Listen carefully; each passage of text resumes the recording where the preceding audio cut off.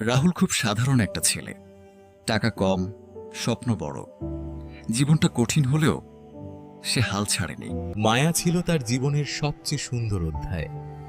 রাহুল বিশ্বাস করত ভালোবাসা থাকলে সব সম্ভব। কিন্তু সব বিশ্বাস টেকে না। একদিন মায়া বলল, ভালোবাসা দিয়ে ভবিষ্যৎ হয় না।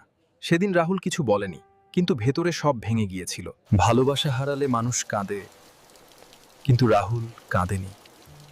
সে শুধু একা হয়ে গিয়েছিল। সে প্রতিশোধ নিল, চিৎকার করে নয়, নীরবে। দিন রাত নিজেকে তৈরি করতে লাগলো। সময় বদলায়, আর সময়ের সাথে বদলে যায় মানুষ। আজ রাহুল আর সেই পুরনো ছেলে নয়। সময় বদলায়, আর সময়ের সাথে বদলে যায় মানুষ। আজ রাহুল আর সেই পুরনো ছেলে নয়। রাহুল আজ ফিরে তাকায় না, কারণ যে চলে গিয়েছিল তার আর ফিরে আসার অধিকার নেই।